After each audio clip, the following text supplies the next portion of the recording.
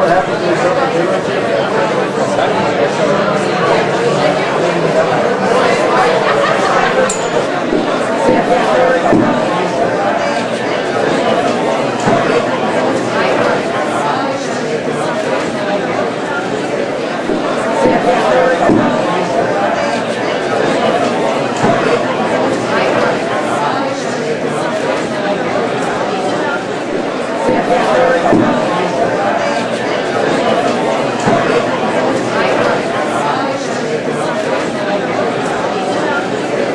do not want this globally sensitive area or any other sensitive areas on Shuswap foreshore to be at stake anymore.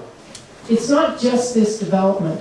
There are many developments going through the application process. Some are already approved. And it's the cumulative effect of people and pavement and asphalt and cars and boats, etc., that we should be cognizant of and taking into consideration. As far as the marina is concerned, I can't think of a worse situation to put a marina in anywhere in the world.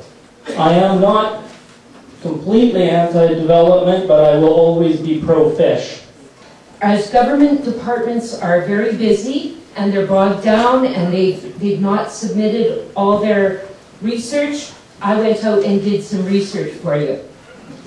When I paddled my kayak, gently and quietly, I was able to observe amazing wildlife. I photographed several herons at a time. I floated among loons and mergansers with eagles watching from above. And I feel blessed to witness the phenomenal cycle of death and birth that is played out by the salmon each year. What I observed as I continued my research was that if I was noisy, the wildlife left. If I made abrupt movements, the wildlife left. When I allowed myself to make silly motorboat noises, the wildlife left. In 100 years from now, all those people having fun on the lake will be dead, and so will our salmon. Where will your grandchildren go to look for this phenomenon? I note that all of the environmental assessments, the biologists, engineers, etc., are hired by the developer and then report to the agencies. This does confuse me and frankly astounds me. The process itself of the CSRD that allows the proposal to get this far amazes me. It reminds me of something out of Hans Kafka. It's like a bureaucratic wheel that just keeps turning and we're all following the rules, but there's no common sense. Some people may not be aware that after this public hearing, citizens are not even allowed to approach any regional director on this issue. I can't believe what I heard with your process. I'm sorry, I've been on your side, I know it, but I've been on a regional board for 12 years in Vancouver, and you can say no at first reading, you can say no at second reading. And I heard you, Dennis, on the radio, and you almost admitted that you don't know very much about the environment or ecology. I would have maybe, with a little bit of honor, excused myself from voting on something of this vital importance with that kind of knowledge. I would like, through the chair, to ask a question. I'm sorry, no questions.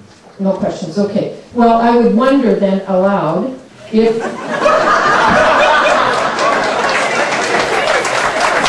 Every body of government and person representing that body should, in my opinion, if the marina is approved, sign an agreement or binding contract saying they are willing to be held accountable.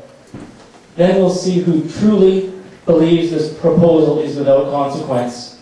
I think the way to handle this now is to work as hard as you can as a region with the provincial government, maybe Nature's Trust, with the federal government, and with other foundations, with the regional district, you people, and buy the property for a party.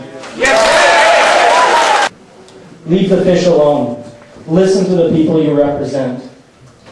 I'm also turning in a lot of other letters from people who could not get in the door. Thank you.